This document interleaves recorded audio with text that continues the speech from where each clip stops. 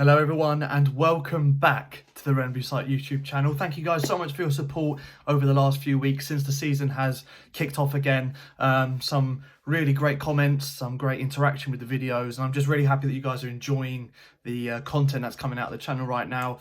And yeah, I can't wait to do some more. Of course, as you can tell by the title, today is a Palace preview because we have got a massive game tomorrow, Monday night, against Burnley. First home game back, that will be.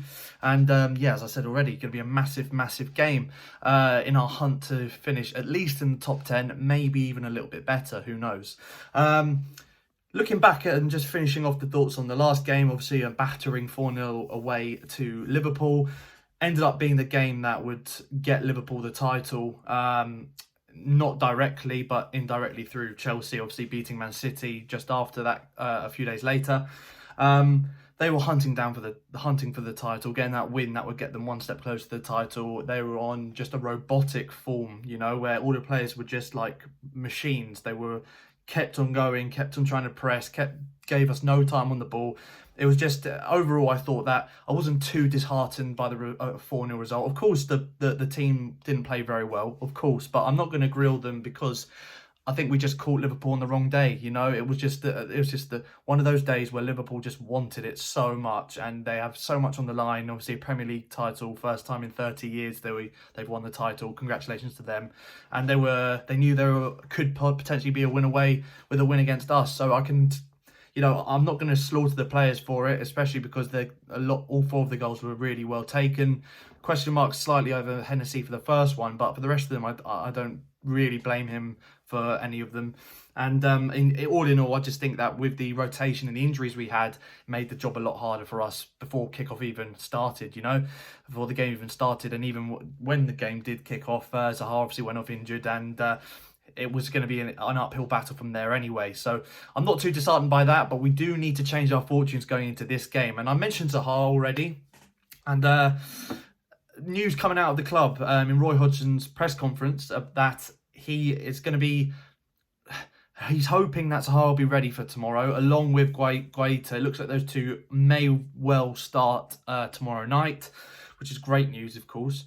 And Benteke, it may be a little less likely he's going to start. It may be a bit longer for Benteke. That's what's coming out of the club at the moment. Obviously, Zaha and Guaita are more important than Benteke, in my opinion, to us getting success against Burnley tomorrow night. So if those two players are in the starting 11, which I will come on to in a minute, I do think that is going to go a long way to us getting a result, a much needed result in our hunt, as I've already mentioned, for the top 10.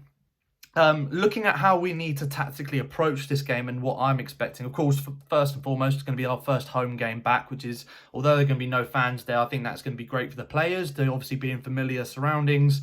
I've seen that the club have expanded the home dressing room in, you know, to help with social distancing, and it actually looks, I've seen the pictures, it looks really nice, and I think they're going to keep it like that for the future, because, you know, having a large open room like that where everyone can see each other, and, you know, you're not all bundled into a small area, which the changing room was like before, I think that's only going to benefit the team going forward. So that's great news. I think just being in familiar surroundings for the team is going to just help in this scenario. I know there are no fans there, which is gutting, not just for us, but of course for the players as well, not to have that atmosphere and support that we all give them every weekend.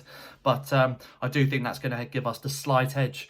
You also got to bear in mind, before we go into tactical approach in this, that Burnley have got some real contract issues.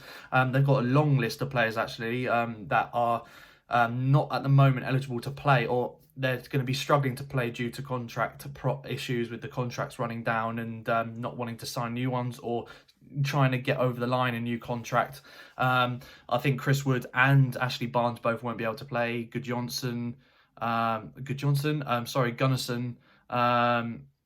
There's a couple of others in there as well. But all in all, Brady is another one that comes to mind. There is quite a few players on the list that have some contract problems. So that's going to, you know, only help us, having Burnley's heavily weakened, and for them to not have Chris Wood or Ashley Barnes, more to the point, is a big boost for us, because those two have been crucial and have scored most of the goals that they've had all season, and they've been crucial for the success Burnley have had over the last few seasons in terms of staying in the league and obviously doing what they've done, which has been a brilliant success under Sean Dyche. Maybe it's a sign of things coming to the end of the road for Sean Dyche. Maybe he'll be looking for a new challenge, perhaps Palace would be a team that would be interested in Dyche when if he does leave at the end of the season or next season or whenever he does eventually leave.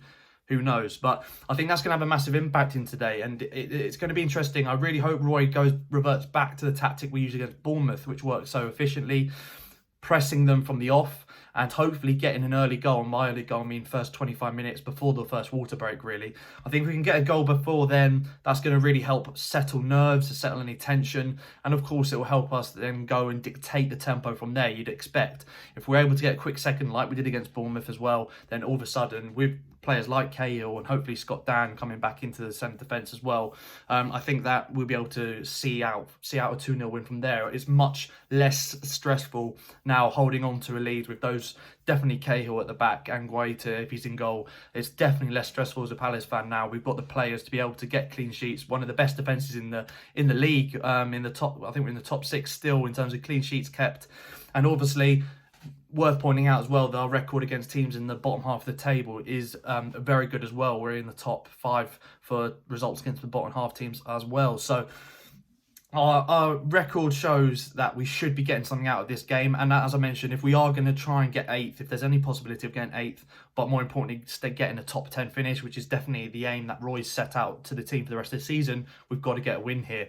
And that tactical approach, trying to get an early goal, good pace and tempo in the game. We know they're going to set up 4-4-2, so having that extra midfielder, using him wisely, whether it's Luca coming back in, which I think it will be for McCarthy, and having MacArthur and Chiarte helping the wingers and also joining the attacks, quick breaks and etc. I think is going to be crucial, especially because they haven't got the quickest defence, Burnley, and I think with our pacey wingers up front and Ayew, who is on good form, albeit against the Liverpool, he didn't play very well at all. But I do think against the lesser teams, he has been on great form over the last few months. I think we definitely have a great chance of getting something, and hopefully we do. I'm expecting at least a point out of this, and a defeat would be really disappointing, to be honest.